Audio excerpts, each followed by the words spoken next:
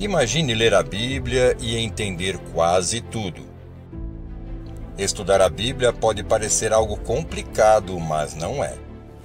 Mostraremos a você que é possível realizar uma jornada incrível do Gênesis ao Apocalipse. Na Escola Bíblica Central, estudaremos a Bíblia toda através da abordagem cronológica. Venha ler e estudar a Bíblia com a gente. Juntos, investigaremos a cultura judaica e desvendaremos mistérios teológicos. Você aceita o desafio? Então se prepare para essa aventura espetacular que acontecerá aqui em nossa igreja. A EBC vive um ano de transformação e você faz parte disso. Estude a Bíblia e tenha a mente de Cristo. Graça e paz, como vão, amigos da Igreja Batista Central, meus queridos irmãos? Bem-vindo você também, internauta, que nos acompanha pelas redes sociais, pelo YouTube. Nós estamos aqui mais uma vez no propósito de falar mais um pouco da Palavra de Deus.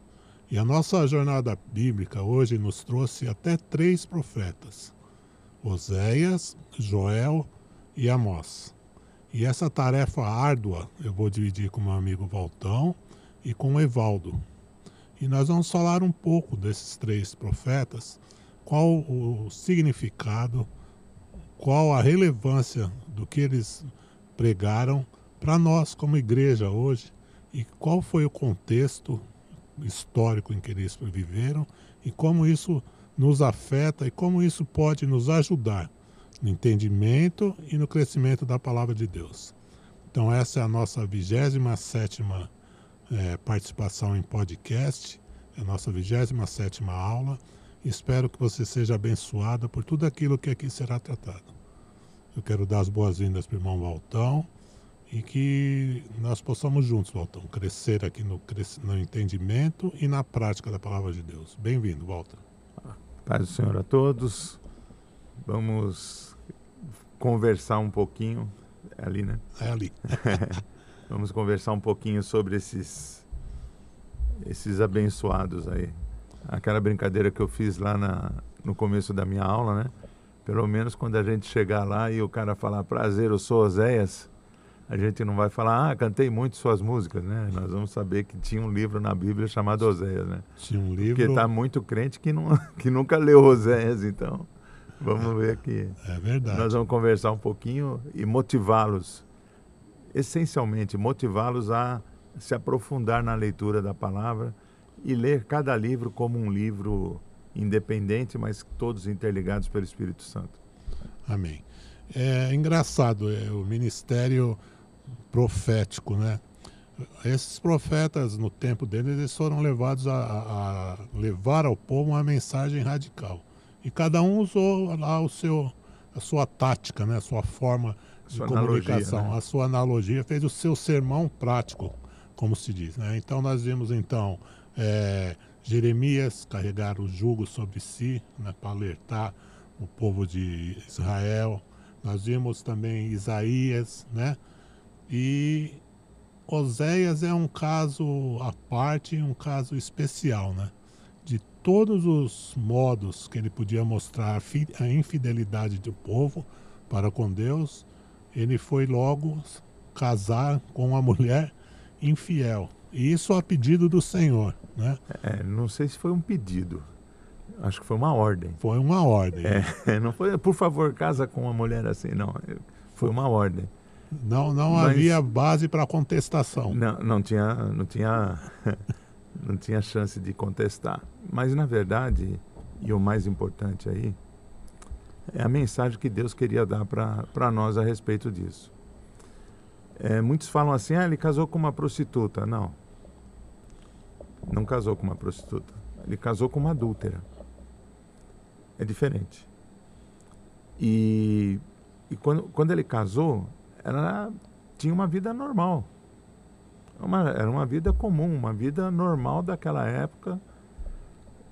Mas ele sabia que ela se tornaria adúltera.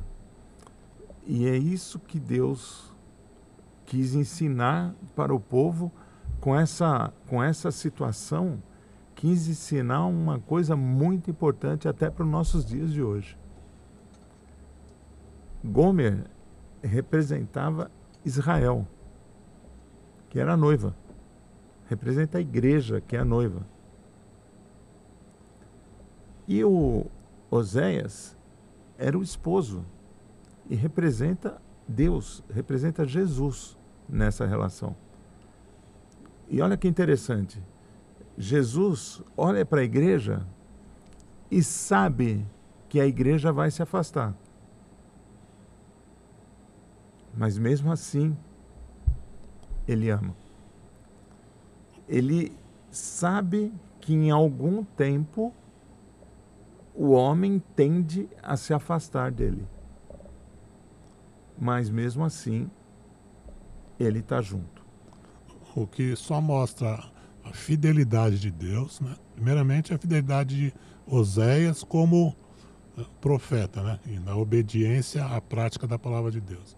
Mas isso também espelha muito a fidelidade de Deus e a nossa infidelidade. E a nossa infidelidade, Nossa, o exatamente. quanto que nós somos, né? Porque a palavra de Deus diz, se nós somos infiéis, ele permanece fiel, né? E aí vem a segunda etapa dessa história aí. Aí ele casa, tem filhos, a mulher sai atrás de homens. Não são os homens que vão atrás dela, ela vai atrás dos homens. Ela sai da proteção do marido para ir atrás de homens. Tem filhos que nem sempre o Oséias deve ter tido a certeza de que eram deles. Pelo menos 2 ele tinha certeza que não eram. Tinha lá suas dúvidas, que não tinha DNA nem ratinho naquele tempo, então deixa por isso.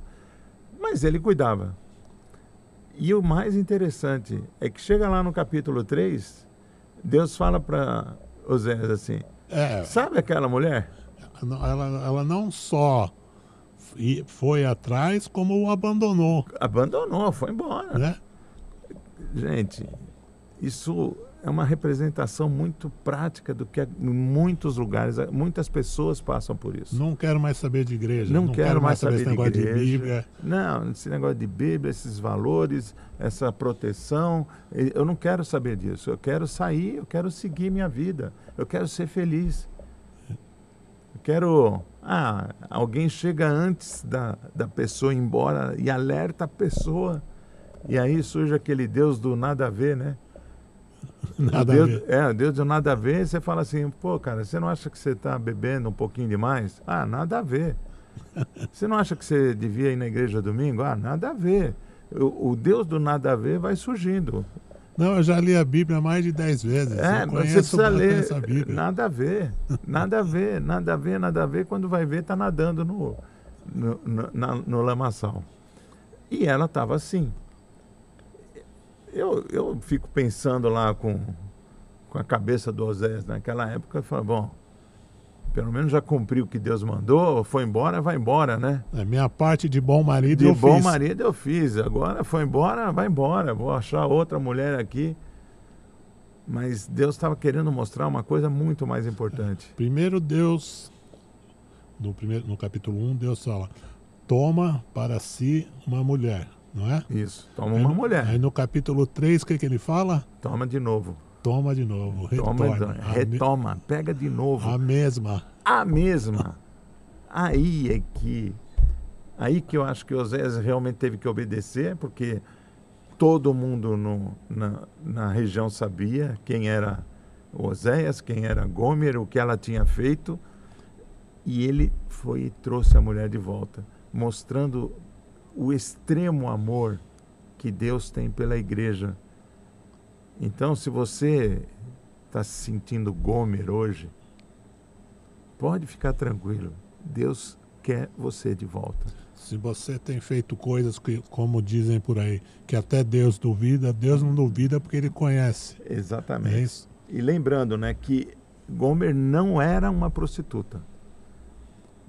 Mas quando ela foi escolhida, já estava predestinado que ela seria adúltera.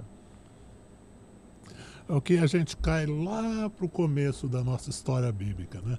Será que Deus sabia, né? Que Deus povo sabia que Adão e Eva ia agir daquela maneira? Sabia exatamente, não tem surpresa para Deus. Para Deus não tem nenhuma surpresa, nada é surpreendente para Deus. Surpresa ficamos nós. Tanto não é porque a palavra de Deus diz que Cristo é o Cordeiro que foi escolhido, né, antes da fundação do mundo. Antes da fundação do mundo. Antes da fundação do mundo. E desde lá vem se caminhando. E a Bíblia inteira, nós temos estudado, nós estamos na 27ª aula, e em todas as aulas do Velho Testamento, Jesus está escancarado para nós. Quer maior representação de Jesus do que nessa passagem? Onde Jesus vai buscar a igreja, apesar da igreja fazer o que faz, Jesus vai buscar porque ele ama a igreja. Não tem coisa melhor que isso. E eu quando estudei um pouquinho mais aprofundadamente o livro de Oséias, eu fiquei chocado com a tremenda demonstração de amor de Deus lá no Velho Testamento, 700, 800 anos antes de Cristo, mostrando que Cristo ia ser a solução. É fantástico, fantástico. Ô Walter, então qual é o contexto que aquele pessoal vivia, que o povo daquela terra vivia aquele tempo? Quase anárquico. Era um ambiente quase anárquico. Você imagina que em 24 anos, 4 dos 6 reis foram mortos, assassinados. E era um povo que tinha... Israel vivia um período de paz política, com 4 mortos. Na verdade, eu antecipei um pouquinho. Ele teve um período de paz política, prosperidade material, uma coisa muito contemporâneo conosco também. Uhum. E ele passava a ter uma corrupção moral, muito mais do que corrupção que a gente conhece, mas era uma corrupção moral e declínio espiritual. Então, ele vivia num ambiente bom que, pelo distanciamento de Deus, pela corrupção espiritual, corrupção moral, começou a aceitar, não sei se a gente pode falar aqui, MC Pipoquinha, sabe? Foi aceitando coisa o tal do nada a ver. Essas coisas foram acontecendo e depois que o Jeroboão morreu, aí o negócio virou uma bagunça danada, que os próximos 24 anos, 6 dos reis que surgiram morreram. Então, a gente não pode... Se a gente for falar de um estado não existente aqui no país, onde 8 governadores foram presos seguidamente, né? Se a gente for falar de um caso não existente aqui no país, de músicas que levam a gente para outro ambiente de declínio moral, onde a gente aceita linguagem tosca, é uma situação muito parecida do Oséias. E lembra, o Oséias é o cara que casou com a Gomer foi adúltera, foi embora, Oséias foi lá para buscá-la. Nós somos essa sociedade de novo. A minha avó falava assim: tudo muda, menos o diabo e o homem. Porque o homem, nesse contexto histórico aqui, nós estamos vivendo de novo. Em relação ao pecado, não há criatividade nenhuma. Nenhuma. E o diabo continua fazendo a mesma coisa. E é interessante que a gente nunca pode esquecer nesse contexto, viu, Evaldo?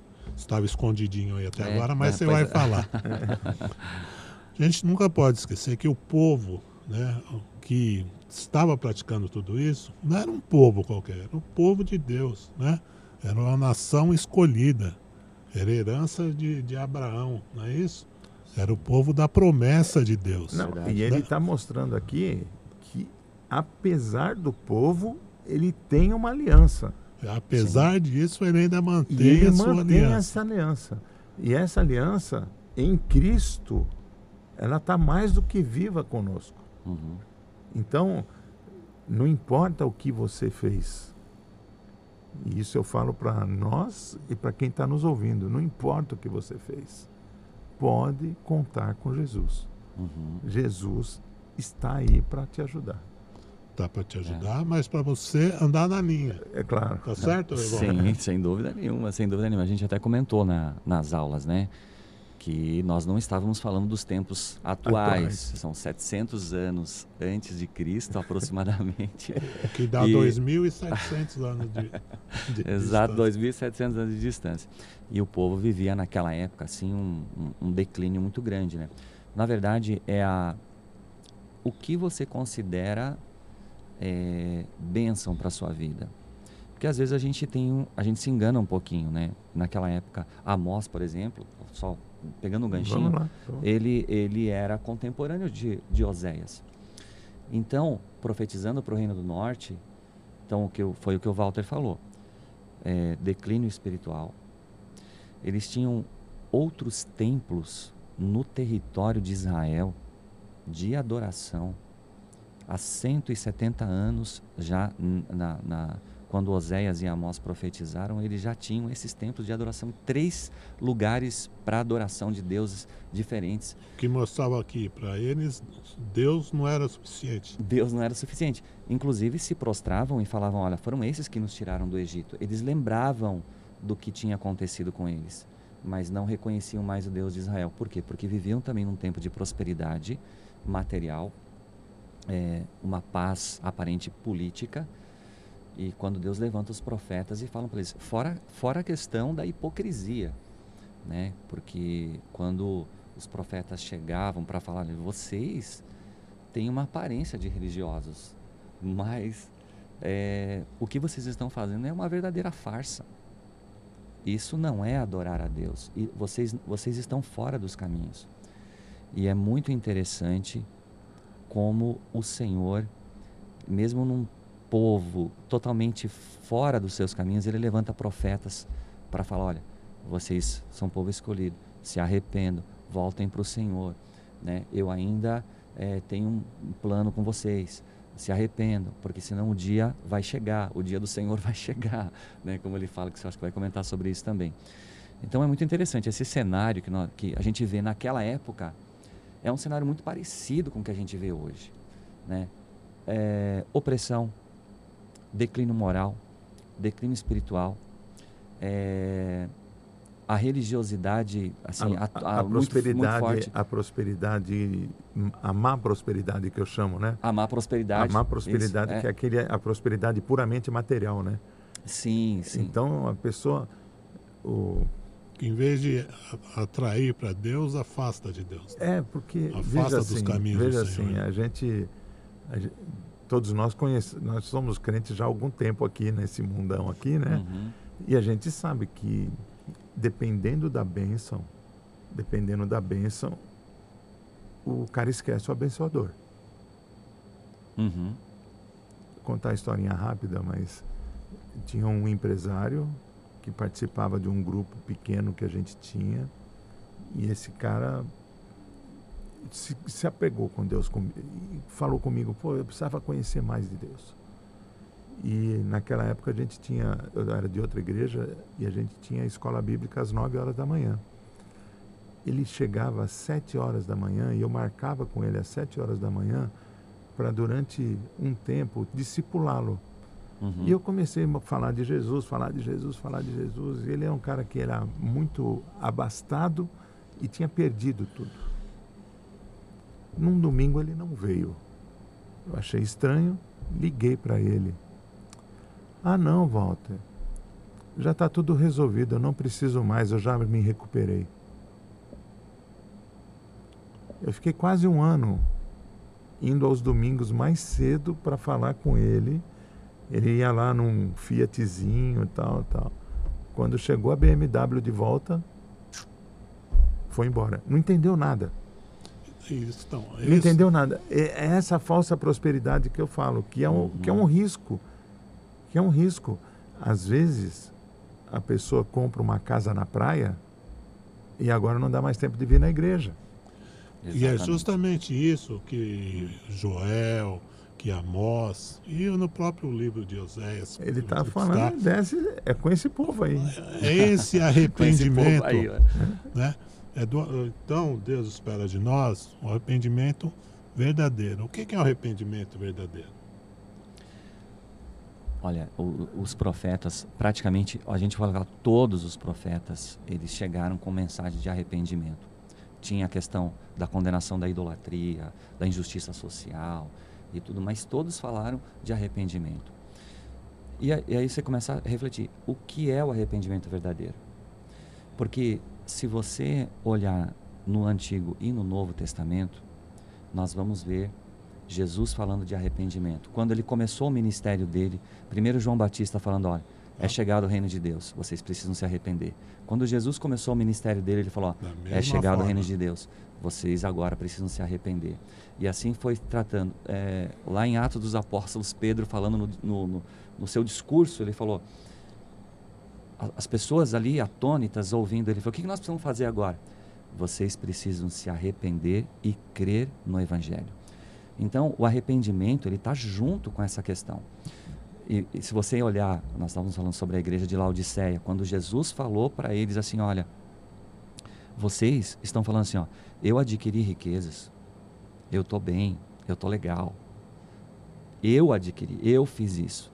E Jesus batendo na porta do lado de fora da igreja e falando assim, vocês não estão vendo que vocês são miseráveis, pobres, cegos e nus. Eu aconselho que vocês comprem colírio, que vocês comprem vestes brancas e que vocês comprem ouro refinado, para que vocês possam verdadeiramente saber o que é ser rico, né? E arrependam-se. O arrependimento, ele faz parte. E o que é o arrependimento? Eu vou citar um comentário aqui do Hernandes Dias Lopes, um dia que eu vi, que eu achei muito interessante. Ele falou, ele envolve 3 fases. A primeira é a fase racional, intelectual. Ele fala assim, você precisa chegar num ponto que você olha para você mesmo e você olha para as circunstâncias e você fala, o que eu estou fazendo está errado. O que eu estou fazendo não está agradando a Deus. Você chega a essa conclusão de forma racional, intelectualmente falando. O segundo passo, ele é emocional, ele vai no coração. E aí você se quebranta, você chora, você lamenta, você se veste de pano de saco, como era lá no Antigo Testamento, e você chega a uma conclusão, eu não quero mais fazer isso que eu estou fazendo. Mas lá no fundo do coração, não é só da boca para fora, não é só olhar para você e falar assim, eu estou errando, eu estou consciente. Não, o arrependimento ele envolve o coração. Como é que fala? A resposta que o pessoal fala? Nada a ver. Nada a ver. E o terceiro passo do arrependimento, ele é volitivo, ele envolve uma ação da sua parte. Porque se você se arrepende, você chega à conclusão, eu estou errado, eu me arrependo daquilo que eu estou fazendo, e você não mudar, você não tomar uma atitude de mudança, o arrependimento não fica completo. Uma coisa depende da outra. Por isso que Paulo, quando ele fala lá para os Efésios, ele fala, olha, vocês eram do mundo, agora vocês são cristãos. Então antes você roubava, agora você não rouba mais. Antes, agora você vai trabalhar para sustentar a sua vida e para ajudar o necessitado. Antes você mentia, então eu reconheço que eu menti, agora eu não vou mentir mais. Mas agora você tem que tomar uma atitude, agora você vai falar a verdade para edificar a sua igreja. Então, o arrependimento é isso, o que os profetas falaram no Antigo Testamento foi justamente isso. E o que você está falando aí é uma coisa que ficou muito clara para mim, que é, até a segunda etapa, é o remorso. Exatamente. Então, a primeira coisa, na cabeça, eu sei que eu estou fazendo errado, e todo mundo sabe o que é errado, todo mundo sabe o que é fazer errado. Eu sei que estou fazendo, e não devia ter feito aquilo. Não devia ter feito aquilo. E via de regra, o tempo do verbo é esse, eu não devia ter feito. Né? Eu não devia ter feito, é o tempo do verbo. Quando eu estou com remorso, eu choro porque eu fiz aquilo. Então, eu não devia ter feito e eu choro porque fiz. É remorso. Agora, quando eu digo eu não vou fazer mais, aí eu me arrependi. Aí é o complemento do arrependimento. É interessante isso aí. Tem uma frase interessante sobre remorso e arrependimento. O remorso você vive no passado. Eu não devia ter feito aquilo, eu não devia ter falado o tempo aquilo, verbal. Né? E o arrependimento, você olha para o futuro, né? Eu errei, eu reconheço que eu errei. E não farei de novo. Mas agora eu vou fazer o certo. Eu quero agora olhar eu vou pra fazer frente. o certo. E tem mais um detalhe, um gancho no que você está falando. O remorso, ele olha para o passado, se arrepende e gera tristeza para o mundo. Você fica triste, muitas pessoas acabam não conseguindo nem se recuperar, às vezes, de uma tristeza tão profunda com relação a isso. Agora, o arrependimento de verdade, conforme a luz da Bíblia, conforme Deus nos pede, ele nos leva a Cristo. Em 2 Coríntios capítulo 7, o Paulo fala isso. Eu sei que eu estou um pouco arrependido da carta que eu escrevi para vocês, mas ao mesmo tempo não estou. Porque eu sei que eu estou arrependido porque vocês ficaram tristes. Mas eu estou feliz porque essa tristeza do arrependimento de vocês levou vocês a Deus. Então o arrependimento, ele nos leva a Cristo. Ele nos leva a Deus. Ele nos leva à salvação. Você já ficou feliz com algo? Olha que interessante isso. Que você fez de errado. Te entristeceu demais. Mas você ficou feliz porque Deus tocou isso no seu coração, você se arrependeu, você mudou de vida e Deus te trouxe a paz. Porque aquilo mesmo que você arque com consequências, mas te traz a paz porque você está em Deus. Você levou isso para Deus, você retornou isso para Deus. E isso é o arrependimento verdadeiro. Quando você não retorna para Deus, isso aí. É o remorso. É o remorso. É o remorso que leva à perdição. O que Isso, nos leva isso. a um outro tópico também, muito tratado pelos profetas, além do arrependimento, né, que te traz de volta para o caminho do Senhor, ao dia do Senhor, que é justamente isso. Né? O dia do Senhor é a intervenção do Senhor na terra, mas para punir aqueles que estão errados, né? Mas aqueles que estão seguros, aqueles que estão neles, têm o quê? É um motivo de alegria e de esperança, não é? A gente não canta Ora vem Senhor Jesus? Isso é esperança. Esse Ora vem Senhor Jesus aí, o dia do Senhor. Essa aí faz parte daquela parte do Amós lá que o cara estava na igreja, né? Mas se ele estava cantando aquilo pensando mesmo, eu vejo assim que... Então, para cantar isso, você tem que estar verdadeiramente cantar todo mundo canta. Se entender isso. Então, tem que cantar de coração. Isso, né? mesmo, isso mesmo. Não mas só da boca para fora. Então, mas o que eu queria dizer, na verdade, é que essa expressão, né, do dia do Senhor, ela foi muito mal usada para trazer medo para o crente. Para trazer medo, para trazer proibição, para trazer uso, para trazer costume, mas não para trazer a liberdade. E a grande liberdade que eu tenho é saber que esse dia vai chegar. Eu não tenho medo desse dia, eu quero que ele chegue. Alegria e expectativa. Não é? Expectativa positiva. Então, eu digo, às vezes algum não crente fala para mim assim, mas você não pode beber. Eu falei, eu posso, eu só não bebo. Mas por que você não bebe? Porque eu sou livre para não beber. É isso aí. Quando você vai numa festa, você tem que beber? Se não beber, perde a graça. Então, eu não preciso. Então, quer dizer, a alegria é outra. Então, o dia do Senhor, embora ameaçador para o mais jovem, né? Porque o mais jovem fala assim, eu quero me casar, quero ter filho, quero não sei o quê. Mas o dia do Senhor, na verdade, vai ser um dia de pleno gozo. De pleno gozo. E Deus alerta, os profetas alertam o seguinte, pessoal, vocês estão perdendo o melhor da festa. Não é castigo. Você vai perder o melhor da festa. E o melhor da festa é só para quem está ali feliz. E por mais incrível que possa parecer, eu não preciso fazer nada para isso. Eu não preciso fazer nada, porque Jesus fez completamente tudo. Jesus pegou todo o meu pecado e jogou no lixo. Lavou no sangue dele. E ele me olha purificado. E eu não preciso fazer nada, eu não preciso subir escada, não preciso subir escada de joelho, não preciso fazer promessa, não preciso fazer... Eu não faço nada, eu não preciso fazer nada. E aí vem aquela pergunta, quer dizer então que você pode fazer o que você quiser? Eu não vou fazer porque eu quero o melhor da festa. Não é uma, eu não tenho que fazer para merecer.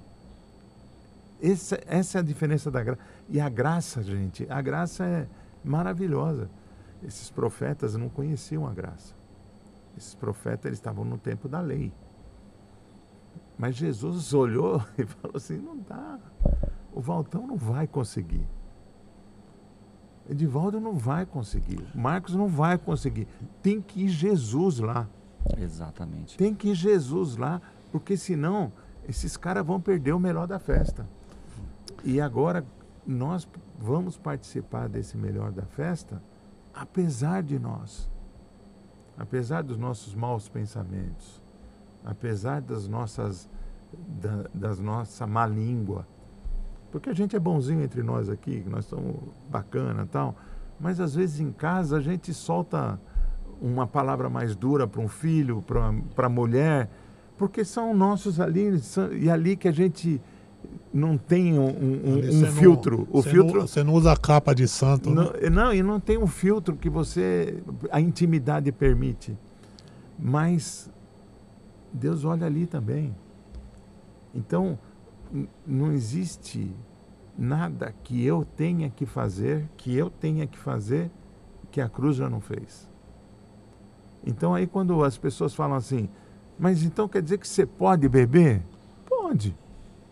Quer dizer que você pode ir para não sei onde? Posso.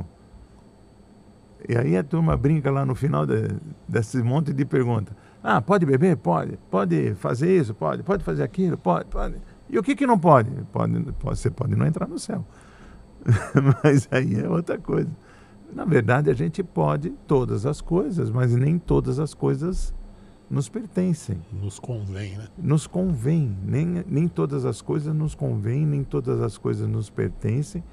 E nós precisamos estar sempre nos relacionando com Deus. Eu gosto de 1 João 1,9, né, que diz assim, apresentar os seus pecados diante de Deus. Aí um dia um jovem falou comigo assim, mas eu tenho um problema de masturbação. O que eu faço? Aqui, 1 João 1,9, vai lá, pede perdão para Deus e não faz mais, tá bom. Aí ele foi a segunda vez e chegou para mim e falou, sabe o que é, Valtão? Eu vou lá, peço perdão, choro, mas faço de novo. Pede perdão de novo. Chega uma hora você vai ficar com vergonha de pedir perdão, você vai parar. Que é o que vai acontecer. Nenhum de nós deixa de ser pecador. Nenhum de nós deixa de ser pecador. Porque se um de nós pudesse não ser pecador, Jesus não tinha morrido. Não tinha passado pelo que passou. É que nenhum de nós passaria para a segunda fase do jogo se não fosse Jesus. É interessante essa questão do arrependimento e do dia do Senhor, especialmente no livro do profeta Joel, porque um dos frutos, né, desse arrependimento e uma manifestação do Senhor de forma especial, como foi no período do Pentecostes, como nós vemos lá no livro de Atos, no capítulo 2, conforme o profeta havia dito, né? Arrependam-se, né? Arrependam-se que o Senhor vai sarar a sua terra. O Senhor quer te dar o melhor. O Senhor quer derramar o Espírito dele sobre todas as criaturas. Todas as pessoas. Né? E quando esse Espírito Santo vier, aí ele vai guiar vocês, vai conduzir vocês. Então, essa luta que nós travamos contra a carne, não é na nossa força, não é no nosso querer. E essa vantagem, é isso que nós precisamos aproveitar. Trabalhar, quem trabalha com... Eu não faço trabalho manual porque eu tenho 2 mãos esquerdas, mas quem tem trabalho manual sabe que com a ferramenta certa, ele vai te fazer a coisa muito melhor. Agora, O cara pode quebrar um galho numa emergência por algum tempo, mas com a ferramenta certa sempre sai melhor. Sempre o serviço sai mais bem feito. Cristo morreu e disse assim, eu não vou deixar vocês sozinhos. Ó, eu vim até aqui porque a encrenca estava feia pro lado de vocês. Sim, é o jeito isso Valtão aí. de falar. É isso A aí. coisa estava feia do Sim, lado de sim, vocês. sim, sim. Vocês iam tudo pro Beleléu. Eu vim aqui. Claro, tantos Agora, profetas vieram aí falar. Falaram e vocês não deram bola. Mas agora vim eu mesmo falar aqui. Tá bom? Tá bom. Morreu na cruz. Ressuscitou. Eu vou embora. Ah, agora então ferrou tudo. Não, não ferrou não. Porque eu vou deixar com vocês o Espírito Santo. E o Espírito Santo é a ferramenta certa. E entendam ferramenta não como ofensa, pessoal, por favor. Depois a turma fica cancelando a um gente, instrumento, que a né? gente está É um que a gente tá instrumento, diminuindo o Espírito Santo. Não é nada disso não. Mas é aquilo que nós precisamos para fazer a coisa certa. E aí não sou eu que luto. A minha luta não é contra a carne nem contra o sangue. Eu não preciso. Eu me conheço. Eu sei que eu não tenho jeito. Eu sei que eu não tenho jeito para nada. Não tenho jeito para nada. Não tem nada que salve em mim. Mas o Espírito Santo está ali no meu carro, do meu lado. Quando alguém vai ali e me dá uma fechada e eu quero ir no pescoço do cara, o Espírito Santo está ali do meu lado e fala assim, deixa isso para lá, Valtão. É isso aí. O Espírito Santo na nossa vida, ele é um instrumento certo para a gente enfrentar todas as situações. E a gente só precisa saber o seguinte, você aceitou Jesus como seu Senhor e Salvador? O Espírito Santo está aí junto com você. Você se arrependeu, aí é que está. Então, Você se arrependeu, você recebeu o Senhor. Aí o Espírito então você Santo faz está morada. com Cristo. E muda, você em né? Cristo Assim, Valtão. pode todas Sem as dúvida. coisas. Não, sem dúvida. Essa questão de nós dependermos totalmente de Deus para tudo. Às vezes o grande problema é esse. Só complementando o que o Walter falou, que foi excepcional. A gente não consegue por nossas forças mesmo. Não conseguimos. Tudo que nós formos fazer, nós precisamos clamar a Deus pela força Isso de aí. Cristo para a gente conseguir vencer. Então, você citou o caso do jovem na área da pornografia ou Da masturbação, que seja. Adulto também, Adulto viu? Eu só também. citei um exemplo porque Sim, é um não, caso mas- que passou comigo. Mas... Amém? Aí surge o O arrependimento. adulto entra como a esposa do Oséias, né? exato. Exato. Mas surge o arrependimento numa situação dessas. Sabe, a pessoa sabe que está fazendo errado. Ela muda, chora, e aí ela precisa mudar. Só que para essa mudança, para ela conseguir, vamos supor que ela monta um plano de ação que eu vou mudar realmente. Mas ela precisa da força do Evangelho, até para isso. Sempre. Sempre. Ela precisa clamar, Senhor, eu preciso mudar, eu quero mudar, mas se o Senhor não me ajudar, eu não vou conseguir, porque eu sou fraco, eu sou frágil. Eu preciso do Senhor que avive o meu coração. E isso é importante em tudo, né? Que a gente vai fazer. Em tudo. Isso que você disse é importante, mas quando você vai tentar mudar uma coisa que você sabe, aquilo que nós já falamos, né? Você sabe que está errado, ninguém precisa nem ter visto, mas você sabe, é você e Deus lá no teu quarto, você sabe que está errado, você vai fazer um plano para parar com aquilo. Vai fazer um plano para parar com aquilo. Você pode fazer um plano para abrir uma empresa, você pode fazer um plano para fazer uma viagem, você pode fazer... E Deus nos capacita a fazer esses planos. Ok? Ok. Sim. Só que não sim. pode parar aí. Para executar esse plano, você precisa chamar o Espírito Santo, chamar Deus, chamar O o ajudador para vir aqui e falar assim, o que eu errei aqui? Porque na nossa lógica está tudo certo, mas aí tem uma coisa que você desviou aqui, que você desviou ali, ele vai te botar na linha e vai te abençoar na execução das coisas no sucesso.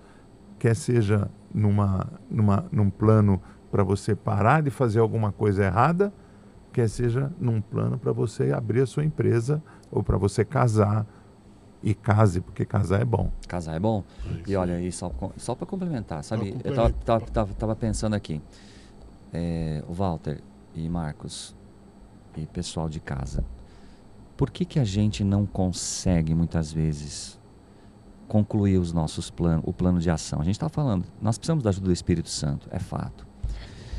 E eu acho que a gente precisa também pedir a Deus para a gente entender o tamanho do perdão que foi nos dado, porque às vezes Isso a gente isso é fantástico. porque a gente às vezes a gente não consegue, a gente tem uma vida mensurar isso, a gente tem uma vida assim, não é uma vida intensa com Deus. Deus quer que nós tenhamos uma vida intensa com Ele, mas por que a gente não consegue, por que a gente falha tanto? Nós precisamos pedir a Deus para a gente entender o tamanho do perdão que foi nos dado. Porque é que nem a parábola, né? A parábola que Jesus contou, falou, olha, tinha uma pessoa que devia um valor incalculável. Pensei nessa passagem. O valor incalculável para o rei, né? A gente fez uma conta uma vez, eu vi uma conta de um pastor que falou, ele falou, olha, eram mais de 2 bilhões de reais, uma coisa absurda. 60 milhões de dias de trabalho. Falei, eu te perdoo. Aí depois ele pegou um conservo dele, que devia tipo 500 reais. 2 dias de trabalho. E ele mandou prender o cara. Sabe, a gente não consegue mensurar o tamanho do perdão que Deus nos deu. Porque se nós conseguirmos entender isso verdadeiramente, a nossa vida ela vai ser inteiramente para Deus. Inteiramente para Deus. Mas às vezes a gente não consegue entender muito bem isso. Nós precisamos pedir ajuda para o Senhor também. Me mostra isso, Pai. Me ajuda. Até para eu entender onde o que eu ganhei, né, com isso já. Porque a gente sabe que Ele derramou o sangue dele. A gente aprende uma série de coisas na escola bíblica, no curso de batismo. A gente aprende muita coisa. Mas existe aquilo que a gente vai viver. E aquilo que a gente vai transbordar. E o pastor Hamilton usou esses dias aí, eu achei muito engraçado, e eu já conheci o termo, mas eu achei muito engraçado, que tem um monte de crente secreto. Agente secreto crente de agente Cristo. secreto. Que você chega num lugar e ninguém sabe que o cara é crente. E na verdade a gente não precisa ser aqueles crentes de sair falando. Mas as pessoas têm que olhar e falar assim, eu quero ser igual ao Marcos. Uhum. Porque o Marcos, na hora da pressão, ele tem paciência. Como é que o Marcos está rindo de tanta dificuldade? Como é que o Evaldo consegue ler tanta pressão no dia a dia e está sempre de bom humor? Uhum. Isso é Cristo. Isso é pregar Cristo. Uhum. Né? Como disse lá os pastores para as mulheres de maridos que não vão à igreja. Não abre a boca para o seu marido. Né? O ensino é esse. É não pregar para o marido. O marido tem que ver Cristo nas suas ações e não na sua palavra. E nós temos que fazer isso também. As pessoas têm que ver Cristo em nós. Nós somos a Bíblia que a maioria das pessoas leem. E isso é muito cruel. E eu confesso aos meus irmãos aqui que às vezes a minha Bíblia, eu como Bíblia, estou bem molhadinha, bem estragadinha para poder pegar, para poder dar um bom exemplo. Mas nós temos que lutar para isso. E isso que você falou, Evaldo, é exatamente o que nós precisamos. É entender o tamanho da bênção que nós recebemos para saber o quanto nós podemos dar. Uhum. Porque às vezes a gente não está dando porque a gente acha que foi uma coisinha. Uhum. Não foi. Para concluir, então foi isso mesmo. Tem que concluir, né? É isso. Nem falamos do Amós, nem do Joel. O Joel só falou Nós falamos dos conceitos, né? Dos conceitos. Nós, irmãos, a gente quis fazer aqui um podcast diferente, apresentar o tema, né, desses profetas para hoje, né? Uhum. E eu espero que você tenha entendido. E gostado, né? Porque nós gostamos aqui, porque a gente fica conversando com os amigos aqui. Então, para finalizar, justamente isso que o povo via nos profetas do Antigo Testamento. Por isso que eles eram tão respeitados, né? Eles não só falavam da palavra de Deus, como eles viviam ela, né? Eles chegavam a esse absurdo, né? Imagine Deus falar: Evaldo, você vai casar com uma mulher adúltera, ela vai te trair, vai ter 3 filhos, desses 3 filhos, 2 provavelmente não vão ser seu, e ela ainda vai te largar. Mas não é só isso não, você vai ter que ir atrás dela e casar com ela de novo. Né? Olha, e às vezes a gente, nos nossos relacionamentos, a gente é traído, né? A gente é enganado, a gente é passado para trás, a gente é agredido por palavras, agredido por insultos, somos difamados, não é assim? E o que o Senhor nos ensina a fazer como cartas vivas? Paulo disse que nós somos cartas vivas que as pessoas leem. É isso, né? Nós temos que praticar o perdão, nós temos que mostrar o verdadeiro arrependimento, verdadeiramente. Mas você não é aquele Marcão lá atrás que era assim, assim, assim. Eu era. Aquele morreu, né? Morreu. Aquele morreu. E se você me permitir, ô Marcos, agora rapidinho, só queria dar uma consideração, porque a gente está falando aqui, assim como foi naqueles dias, o profeta Amós chegou, olha, o leão está rugindo e o dia vai chegar. E aí ele fala também do leão rugindo e que o Senhor será como um trovão. Então, quando a gente fecha os olhos e a gente começa a analisar um povo recebendo uma mensagem dessas, você imagina um leão rugindo para você, você imagina o Senhor como um trovão forte, poderoso. E para os nossos dias, a gente tem que entender que essa mensagem, o leão está rugindo. E o trovão vai ser forte e poderoso. Sim. O dia do Senhor vai chegar. O Senhor vai vir buscar a sua igreja. E como nós estaremos diante disso? Nós precisamos vigiar, estar atentos e ter isso em mente para poder cantar com clareza, né, Valtão? Maranata, ora vem Senhor Jesus, e vem um dia. Vem Jesus.